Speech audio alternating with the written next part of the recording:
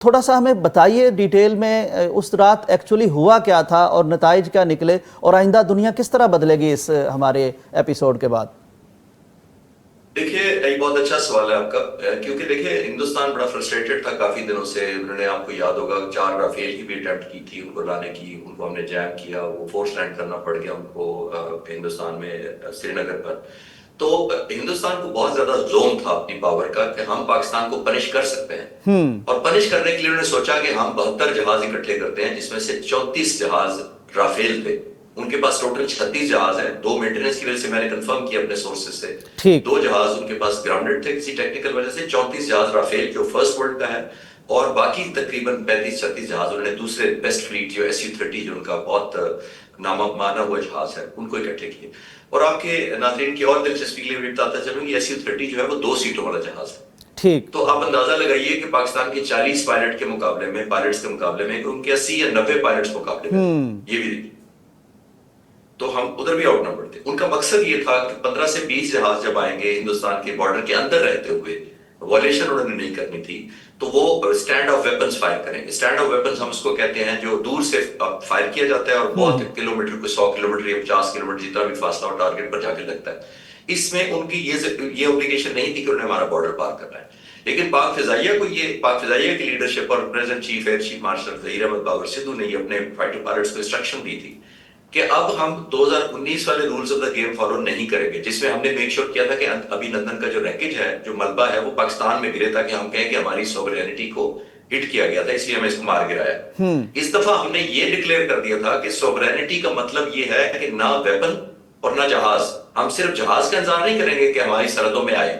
اگر ہمارے ملک میں اندر کوئی ویپن بھی آیا تو ہم جس جہاز نے لانچ کیا ہوگا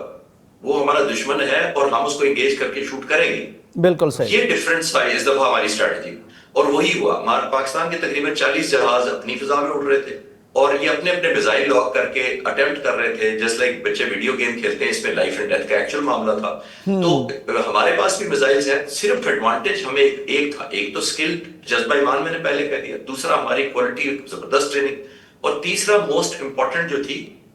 وہ ہمارا ٹیکنالوجی کا ہمارے تھا۔ یہ J-10C جہاز جو ہے، یہ بنیادی طور پر بہت اچھا جہاز ہے، اور اس پر PL-15 جو میزائل لگتا ہے، جو پاک فضائیہ نے ساتھ ہی لیا تھا، وہ ایک 150 کلومیٹر جو رافیل کی رینج ہے بیونڈ ویژول رینج مارنے کی، وہ اس سے زیادہ مار سکتا ہے دور سے، 200 کلومیٹر کے بعد۔ اس کا مطلب یہ ہے کہ پائلٹ، میں آسان سمجھانے کی کوشش کرتا ہوں کہ پائلٹ کی آنکھ تو صرف 5-10 کلومیٹر تک دیکھتی ہے ہوا میں، تو 200 کلومیٹر تک صرف ریڈار دیکھتا ہے دشمن کو۔ جب ریڈار دیکھ لیتا ہے تو پھر پائلٹ اس کو حکم دیتا ہے میزائل کو کہ جہاں میں یہ ریڈار کے تھرو دیکھ رہا ہوں جس ٹارگٹ کو، اس پہ فائر جا کے ہٹ کرو جا، تو میزائل روانہ ہو جاتا ہے اس کے لیے۔ تو یہ ان کا مقصد یہ تھا ہندوستان کا کہ ہمارے کوئی 20 کے جہاز شوٹ کریں گے، صرف جو اسٹینڈ آف ویپن یعنی دور سے زمین پر بمباری کریں گے، جو انہوں نے انفارچونیٹلی بہاولپور میں جیسے بچے شہید کیے، مسجد شہید کی، میں ان کی ذکر کریں، یہ وہ رات ہے۔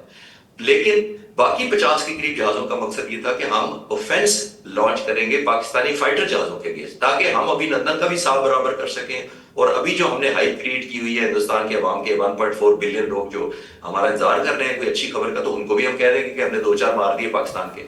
یہ پلان تھا ایکچولی ان کا۔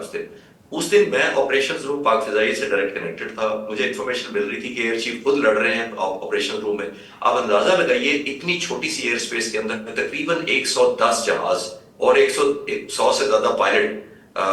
140 سے زیادہ پائلٹ ہیں اس اسپیس کے اندر۔